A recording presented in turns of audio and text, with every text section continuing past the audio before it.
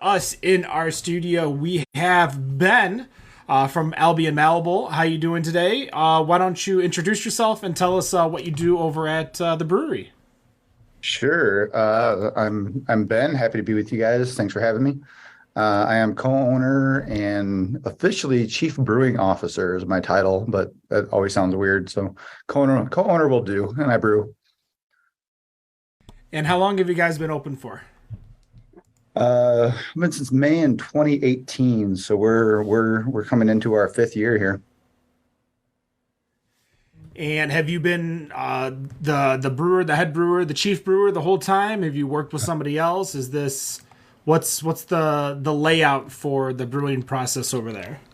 Yeah, I've been the only brewer for most of it. I've had a couple of assistants along the way.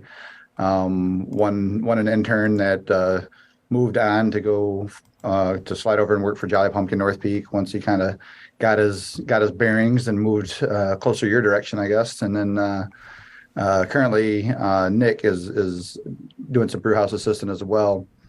But yeah, the brewery was kind of the beer side was kind of my baby. It was a home brewer for probably 10, 12 years and kind of got serious about scaling up and met the right people at the right time to make it happen and haven't looked back.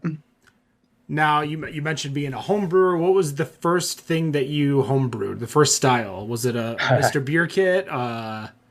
It wasn't a Mr. Beer kit, but it was pretty close. I've always been a little bit of a do-it-yourselfer, and I've always been a home cook, so I always lived off a recipe book. So I went out and got some generic homebrew instruction book. It wasn't one of the big ones that I come to know later by Papazian or How to Brew by John Palmer. It was some off the shelf generic book. I brewed a brown ale because that was many of our introductions back in about the late 90s, early 2000s to craft beer. And it was really bad. it was, it was, it was, I It drank it wasn't anyway Newcastle. because I made it. but, Was but it it wasn't. Newcastle that was your No, it introduction to was brown? Oh, actually Pete's Wicked was a big craft beer introduction to me. And then I don't remember what the other brown one was that I drank a little more of. Um, but I actually lived in Battle Creek right after college, only a few blocks from the original Arcadia site.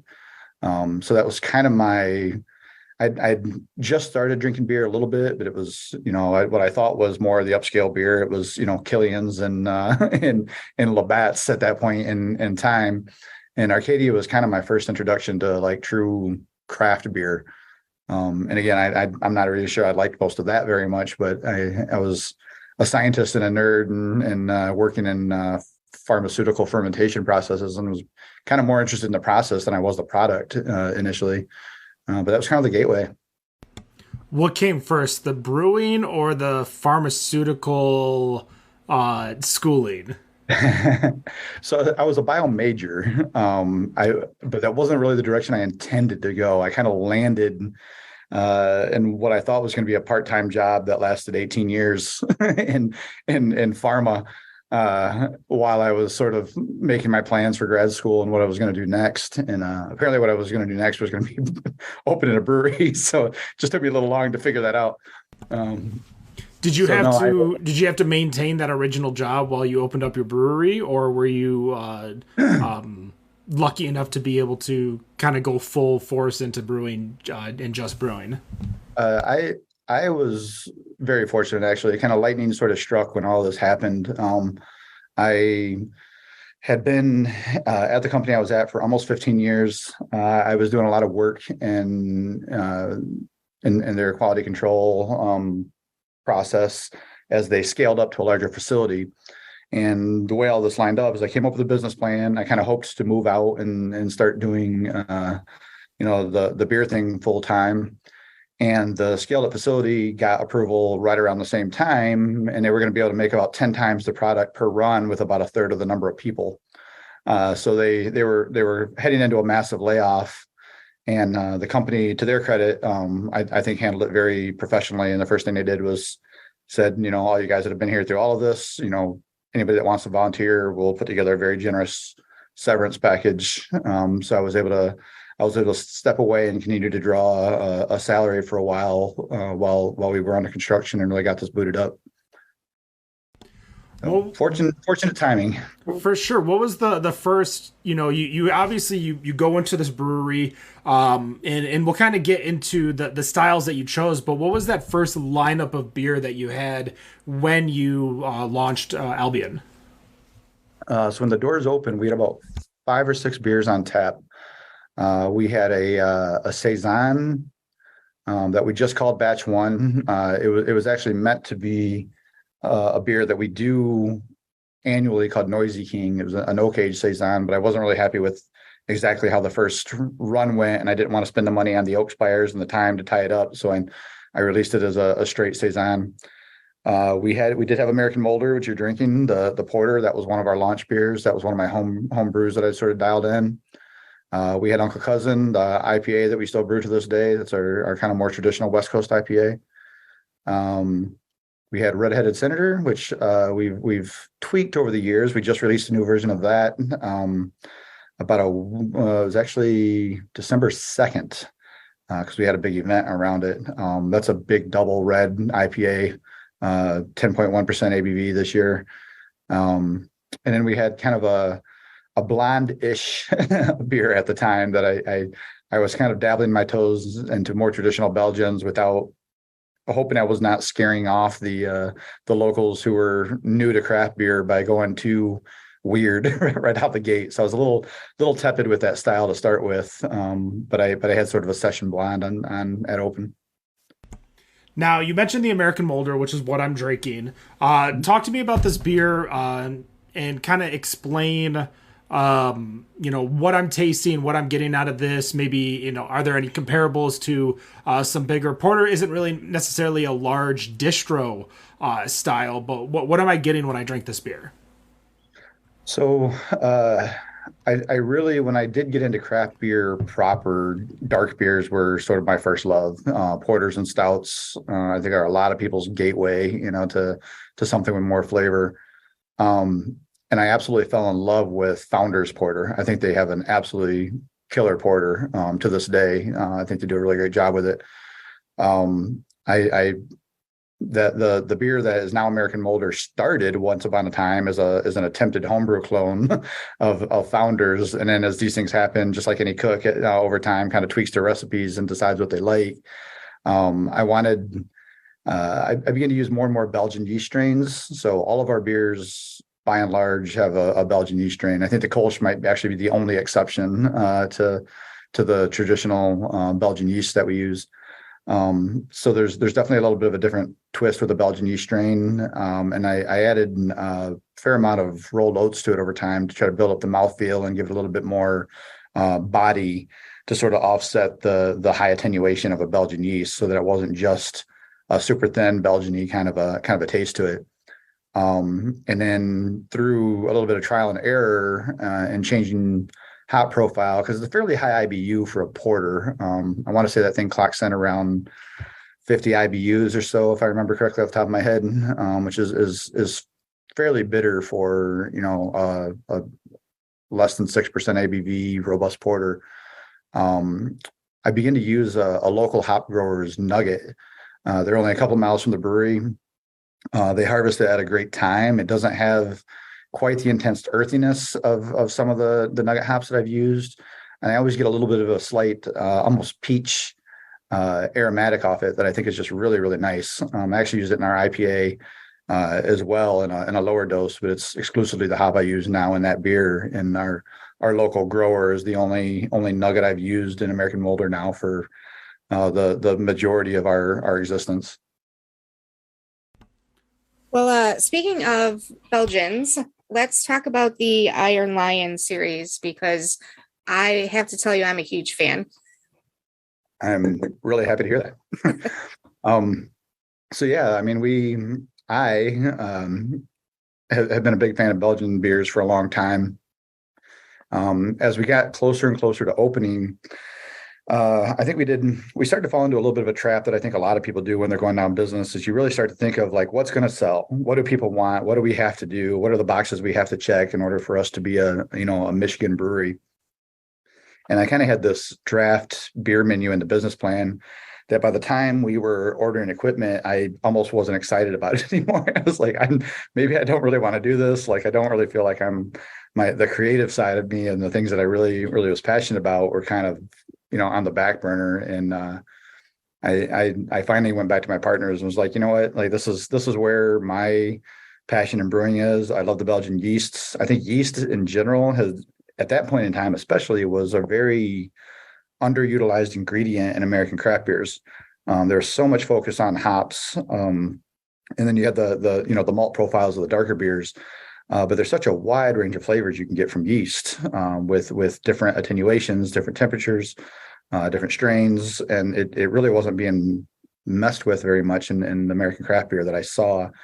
Some of the Belgian breweries or Belgian inspired breweries that I really love, like Brewery Vivant up in Grand Rapids, Stormcloud, they were doing some really, really neat things. And I kind of was becoming more and more sure that that's the direction that I wanted to lead. My partners were very skeptical about whether that would stick. We're in a small town here in Albion. There was no brewery before us, and we were going to be introducing a lot of things to them, to the local clientele. And we weren't really sure if something that was outside of what we considered the craft beer mainstream was really going to resonate. But I kind of rewrote what I wanted to do. I brewed a few homebrew batches and put it in front of my partners. And I think when they tasted the things that I really was passionate about, they kind of lit up and was like, yeah, this, you're onto something, and let's go for it and see what happens. Kind of as I mentioned with our opening lineup, we were still a little cautious out of the gate. It helped. The Saison style helped that I won a gold medal in a homebrew competition out around Detroit pre-open. I think that really helped sell it to my partners that was something that we could do well. So we did start with the Saison, but the more traditional, blonde, double, triple, quad, we kind of held off for a little while until we kind of got our bearings. And I think I finally introduced the blonde probably a year and a half after we opened. I did it for the first time. And I decided to do it as a series to go ahead and do a run through, the full lineup of the popular four styles, in part for yeast management, yeast utilization. Right, I was gonna invest in getting the yeast in, getting these ingredients in. We were gonna see how it went. And the blonde, from the first time we did it, almost overnight became one of our best sellers, and people really gravitated to it. Really liked it. My partner Charles, day one, said, "This is my favorite beer you've done," and I think it's been his primary go-to since then. So yeah, kind of leaning into that, seeing the customer feedback, and then having that culminate with we took home a silver medal at GABF in 21 for French style or Belgian style ale with the Iron Lion Blonde. It's the first GABF we've ever entered, so that was super rewarding, and sort of was a great validation of all of that energy you put into kind of going down this direction. So what is, I'm guessing then that might be your favorite kind of style to brew. What is your favorite style to brew? I think, like a lot of brewers, it's probably the next one I'm brewing.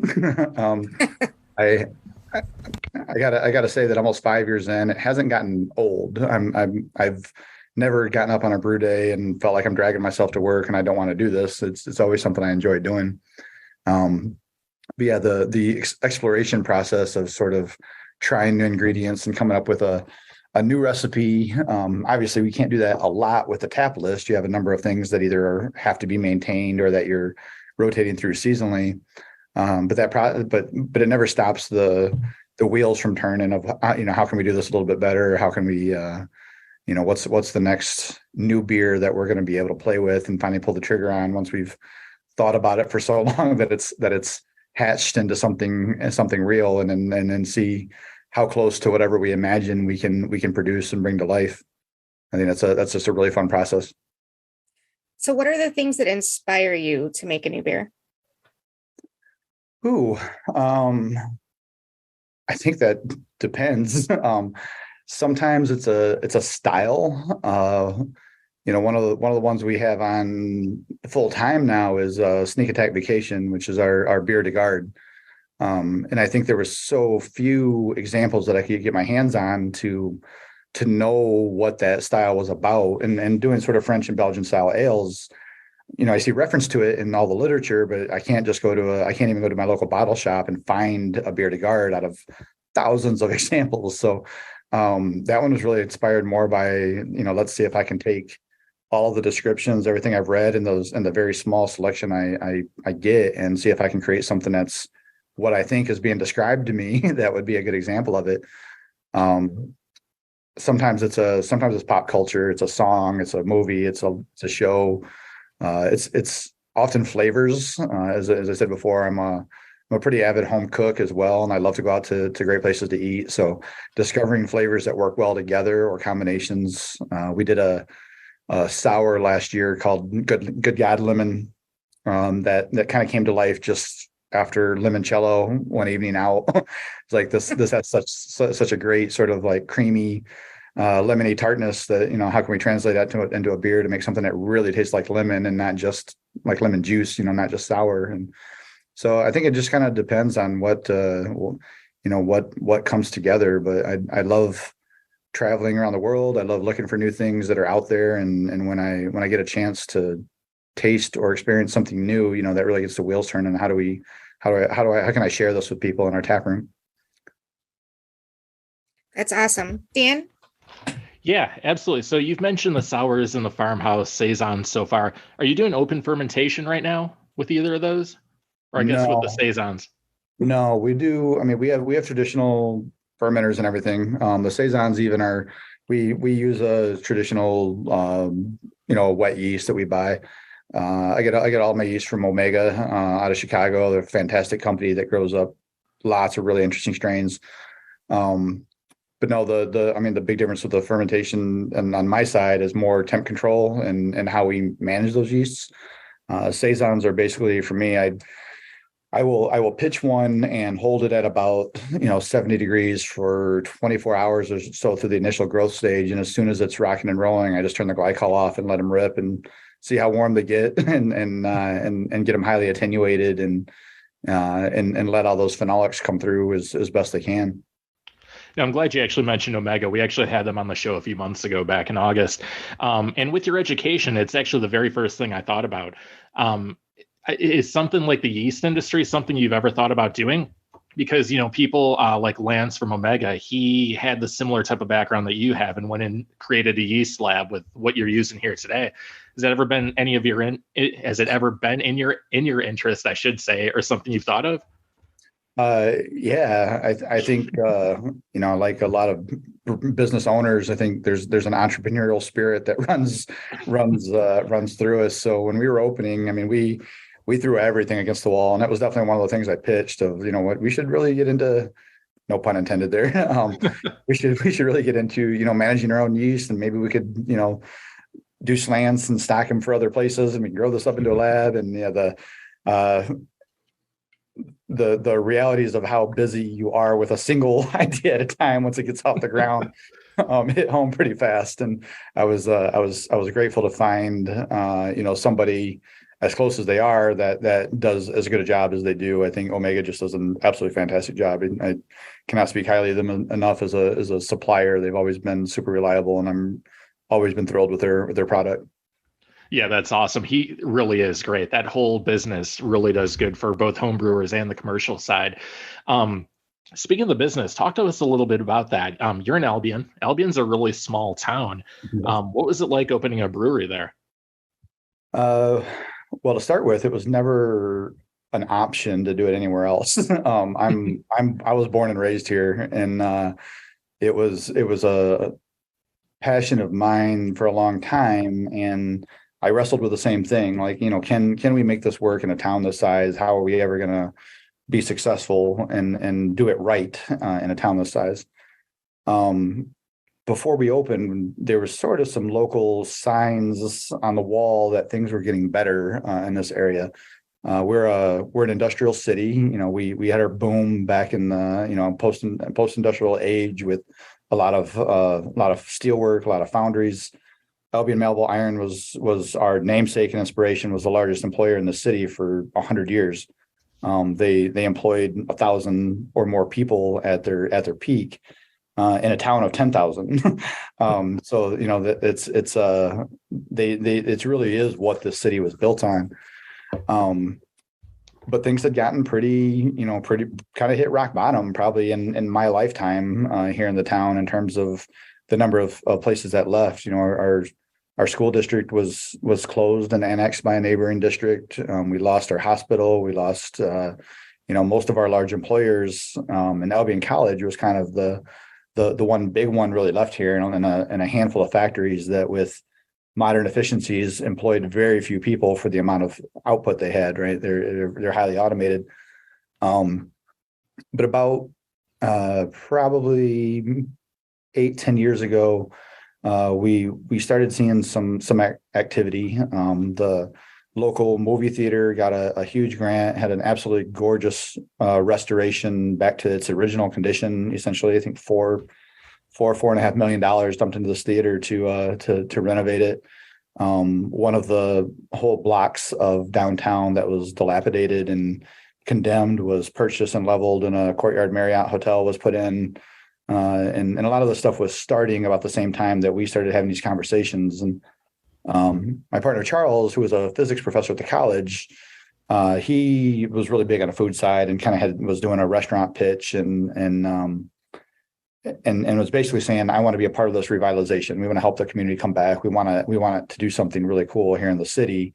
And when we met and sort of talked about the idea of a restaurant brewery, it was clear that we were, very much aligned in terms of our vision and what we wanted it to be. And, I think in terms of making it work in a smaller location, we kind of realized we're close to everything, right? We're right on 984. We're in a small town, but we're 20 minutes away from Jackson or Battle Creek or, Olivet. We're half an hour, 40 minutes away from Coldwater and some of the areas around the south. And within an hour of us, we have Kalamazoo and Ann Arbor and Lansing. And, we're kind of in a centralized location where we can draw from. But to do that, we had to do it right. So we kind of started out with this mantra that we went out to investors, a lot of people that were skeptical and a lot of people that said, you should start with something a little smaller, just like, let's see if it works. And we're like, we can't do that being where we are. We have to make something that people are going to be willing to drive to and come to and enjoy. So we either got to go for it 100% and be confident in our product, or we can't get this off the ground. So I'm still to this day kind of astounded that we that we did get it off the ground, that we got enough people to buy in. We got a really fantastic local bank that was willing to take a really big gamble on us to help bridge the difference. And yeah, it's been our clientele week over week is we have a huge percentage of new customers every single weekend, and we get a lot of return customers that drive an hour or more to come to us because they love what we're doing.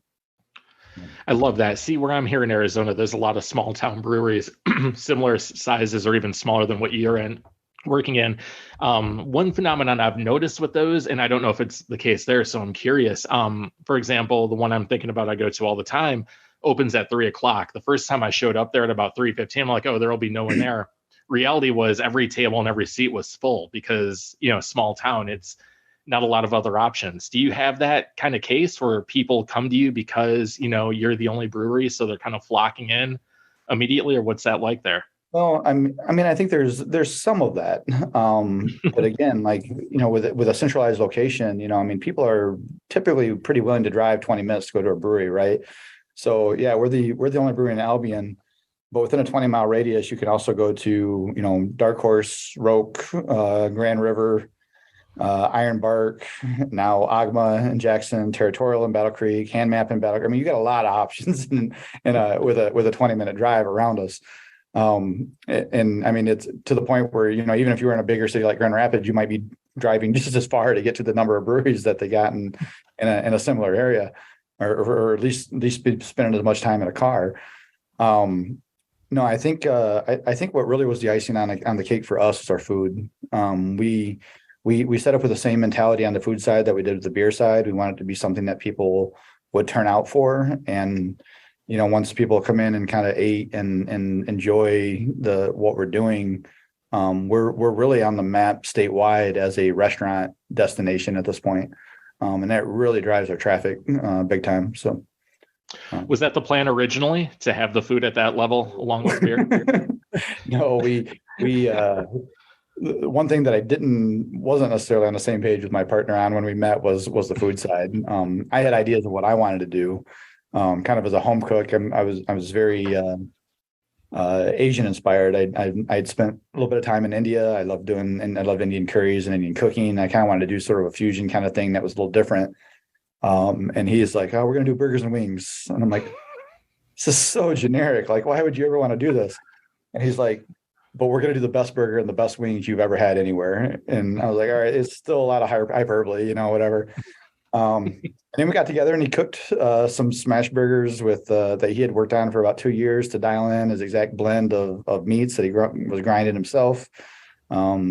He had a sauce that he had worked up that was sort of a signature. It's now our signature sauce, which I swear to God, people would drink the stuff out of straws if we let them.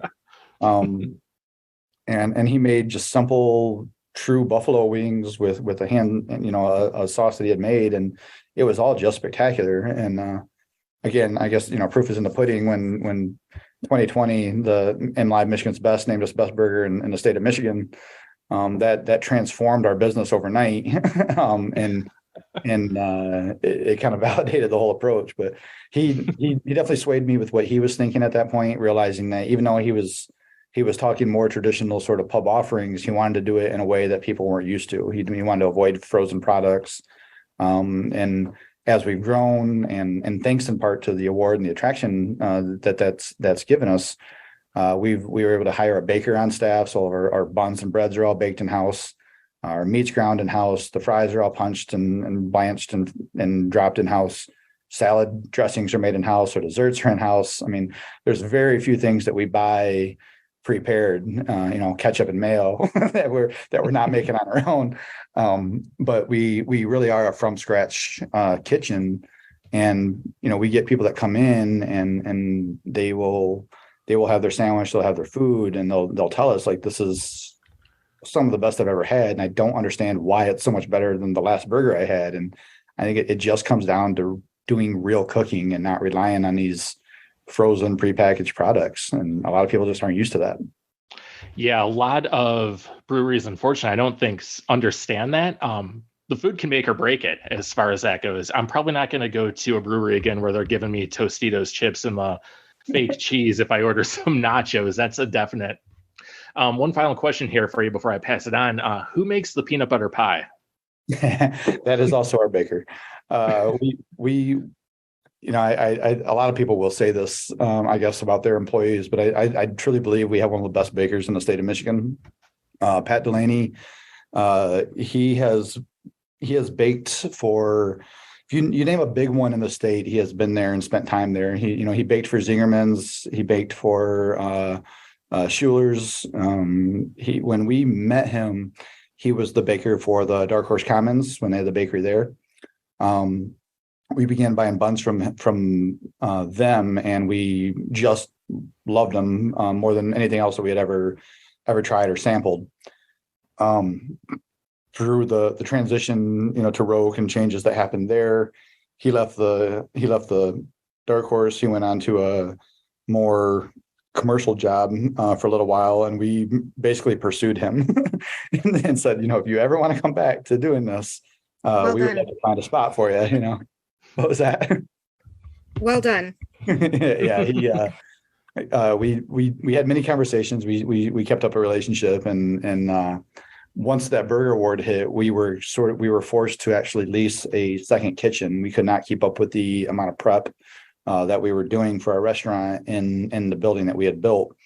We had this very small galley kitchen because our thought pre-open was, we're a brewery and we're going to do a few, salty foods that are going to keep people drinking and sitting in their seats while they have a few beers. And overnight we were a restaurant that was on the radar all over the state that also happened to make their own beer. So it literally doubled our revenue overnight. We were holding on for dear life. Charles was driving his truck around the state to Sam's Club, buying briskets and chunks of sirloin that we could grind into burger because we blew through everything that our suppliers could get to us on short notice.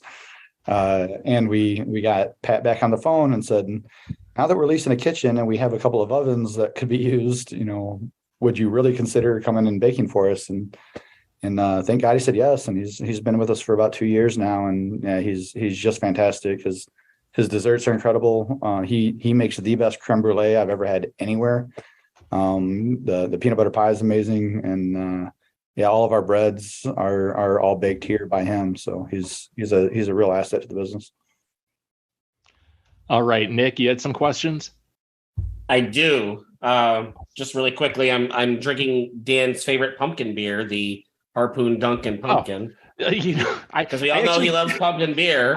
Funny story on those. I actually gave those away in a White Elephant last Friday. Oh, why would you do that? Come on. Because I'm not going to drink This is really them. good. Anyway, whatever. So my first question is, what is the story with your beer called Red-Headed Senator? Apparently this one got all the way to the Capitol for the inauguration. Yeah, and I know tell us the story behind the beer, and then did it come up with a double red IPA, and then tell us the story how it got to the Capitol building. So the beer itself is the way my approach to almost anything is that I've ever been involved in, any hobby that I get into, I get obsessive about it. I soak up any bit of information that I can, whether it's podcasts or books or you name it.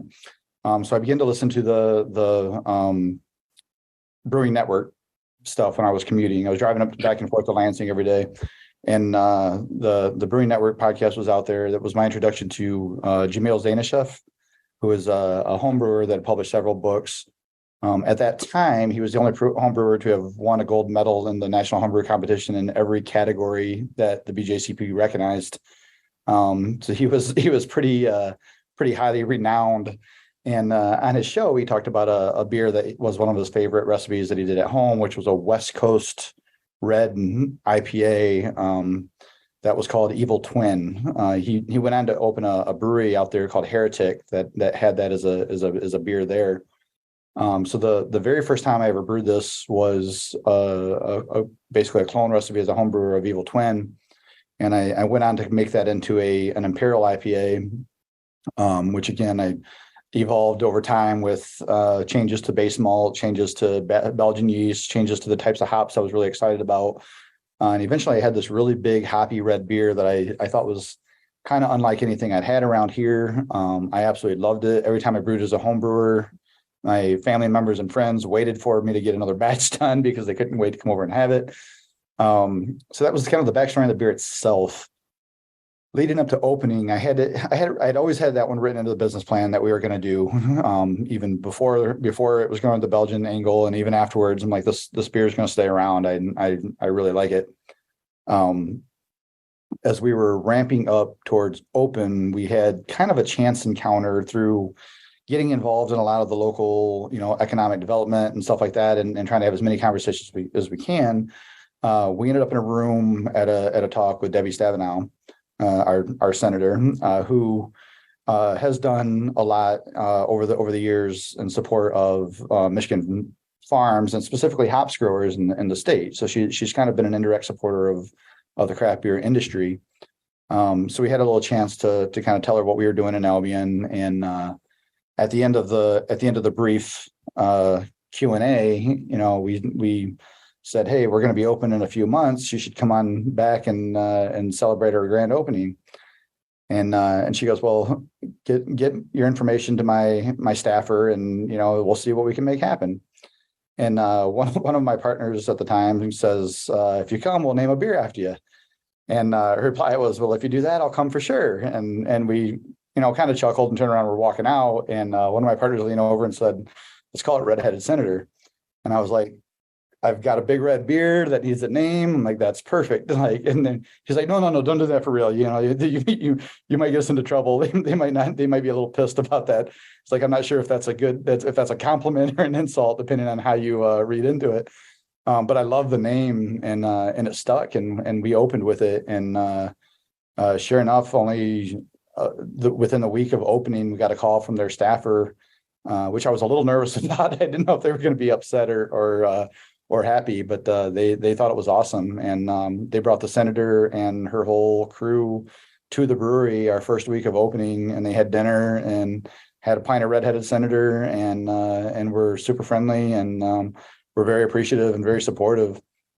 And then, fast forward to the end of 2019, out of nowhere, I get a call again from Stabenow's office, which I was unexpected, to say the least. And somebody says, hey, we'd like to buy a keg of redheaded senator. Stabenow was reelected, and we want to take it down to the inauguration party in DC.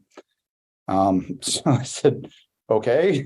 And they came by to pick it up, along with an invitation, and then invited myself, my wife Jenny was doing marketing for us, and PR stuff for us, and my partner Charles, and invited us to come to the inauguration in DC. So we got to go to this. They were doing a Michigan celebration at the Senate building, and there were brands like Fago and Zingerman's, represented, and then our tiny little brewery in the corner with redheaded senator on tap in the Senate office. It was a pretty surreal experience, and definitely not planned. There was no political motivations or aspirations. It was just a weird coincidence of events that landed us in Washington D.C. at an inauguration. That was kind of a surreal experience. And still brewing it to this day. It's still very popular. Every time it comes back around, we have people clamoring for months leading up to its release about when it's going to be back. I think if you can get a public figure like that on board with naming something after them, and they're on board with it, I say go for it, because people are going to be attracted to that. I feel like people are attracted to that kind of stuff. It was wild. I would imagine so, especially standing in the Capitol building. Let's switch gears. Something a little bit more current, kind of carousing on your Facebook page. Yeah. Talk to us about the M Berry Sour series. You just released something brand spanking new. And here's the name. It's called Electric Sex Pants. Talk to us about the sour series, and then talk to us about this new sour that you guys just put out. Well, and there it is, right there. That color. I know the listeners can't see it, but it's it's pretty good looking. If you can catch the video somewhere, guys, I highly suggest it, or check it out on their Facebook page. If you are listening via the podcast, of course, you can go to our website, youtube.com/betterondraft, and watch the video of all of our podcasts since we've started. I think since episode 100, we have videos all the way back to there. So go check that out. But now you can go continue. Good segue. I like it. So yeah, I kettle sours are still a little bit newer for me, but I've had a lot of fun experimenting with them. In the more Belgian tradition, you got the more Fjorder traditional aged beers, but in a small brew house, I don't have good separation, and I don't want to introduce those wild organisms into the space that we have. So kettle sours are a good way to play around with some of those flavors without having a high degree of risk of cross contamination with other beers. So the M Berry series, my kind of through conversations the way they happen, we discovered that my partner and I were both huge fans of Matt Berry. I don't know if any of you guys are familiar with him. He's a British comedian. He kind of made a big splash in the IT Crowd, if you've ever seen that show. He's got a number of different shows that are very entertaining. More currently, he was in the What We Do in the Shadows on Hulu. He's the vampire Laszlo. So we kind of got to these conversations, and it started with Electric Sex Pants because one of his big introductions, he plays this kind of manager CEO who gets in trouble for harassment, and he's forced to wear some device that electrocutes him anytime he becomes aroused by anything. And the big joke is that he is aroused by everything, so they're just going off constantly in the episode, and it's pretty funny. But it culminates with him stopping and just saying, "God damn these electric sex pants," and it's a hysterical delivery, and it was a very obscure reference that somehow my partner and I both understood when it came around. So we decided to do the series of beers inspired by some of his weird quotes or movies or shows. Starting with Electric Sex Pants. So we do a full batch base sour. It's a kettled sour beer. I use yogurt for my lactobacillus.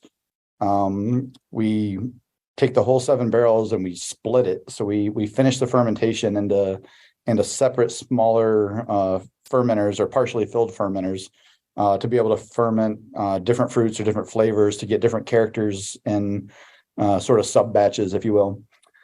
So we've done 3 of them in total. This year we narrowed it down to 2 because we liked them a little better and we wanted to do a little bigger batch of the 2 that we did. So Electric Sex Pants has a huge dose of blackberries. And then we add this butterfly pea flower, which creates a very intense blue purple color if you just steep it in water, and adds a lot to the color of the beer. So you get a really fruity, really tart, very aromatic and pretty purplish red beer out of this current one. We just finished out the first one we did this year was Jackie Daytona, which comes from the What We Do in the Shadows reference from him, where he's a vampire, and that one's done with blood oranges. We actually use whole Michigan tart cherries and a little bit of habanero in that beer to kind of create this tart and slightly warm kettle sour with that one. But yeah, this one just tapped today, so it'll be on probably for the next, well through January, I would guess, into early February. So we'll have it around here for a little bit, but it's been hugely popular in the past when we brewed it, and I expect the sour fans who keep an eye out for these things are going to be very excited to see this one back on tap. All right. One last question. I come to your brewery, and I'm going to get food. What would you recommend between these 2? The Reuben poutine or the buffalo chicken poutine? Because I've seen just poutine, but I've never seen those 2 takes on a poutine dish. What's your favorite between the 2? Ironically, the Reuben and the buffalo chicken sandwich are 2 of my favorite sandwiches on our menus. That makes it a tough call, but I'd probably get the buffalo. I'm a huge fan of spicy anything, so I tend to lean towards that a little bit. We started sort of the creative poutine just out of the fact that, again, we hand cut our own fries, and we have really, really good fries, and we had a great poutine, and we kind of just played around with it. We discovered a National French Fry Day where we could do, we wanted to push different ways to do it. And it was kind of just a joke at first of like, well, let's throw these sandwich toppings or those sandwich toppings on the poutine. But they were so good. Like we gotta just offer this as an option. So yeah, they've kind of stuck, and they're fantastic. If you're really lucky, when the National Friday or some of our special events go around, we've done what we call the black tie poutine. And that is a bed of our fries with aged shaved parm, truffle oil, and we do a full Iron Lion quad braised beef rib on top of it that you kind of pull apart with a fork, and it is and then there's like a beef au jus that cooks in that gets drizzled over all of it, and that is a truly phenomenal dish when it comes back around. All right, Got my attention. It's awesome. The big, just Fred Flintstone rib bone on the top of the pile of fries. I like all of the words you just said. All of them. I think some crispy haystack onions on top of all of that too to kind of finish it off. And Yeah, one of them will get carried out to a table, and then five more get ordered because once people see it, it's just like whatever that is. We need I'll that. want whatever they're having over there. Exactly. Oh man! All right, I am going to turn it over to Ken. Well, thank you so much, Ben, for joining us this evening. We appreciate it. As we end every show, we're going to go through the final questions, ask something a little bit more fun and exciting to kind of send us off on a good note, and then give you the opportunity to tell us where we can get delicious Albion beer. So, starting with Wendy. Wendy, what is your final question for Ben here? As most people know, I'm a big fan of travel. So, what is it that what is it that people should come to visit your brewery for?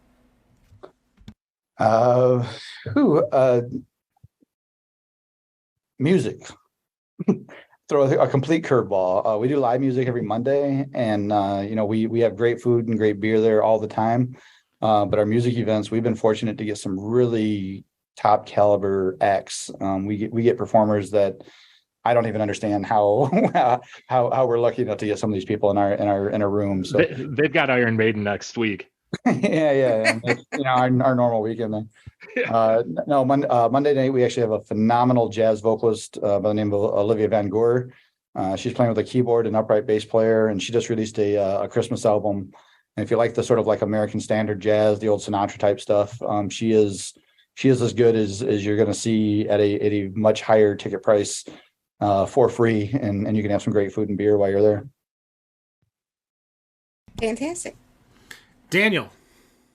All right. What is one style of beer you haven't had a chance to make yet that you want to have at the brewery?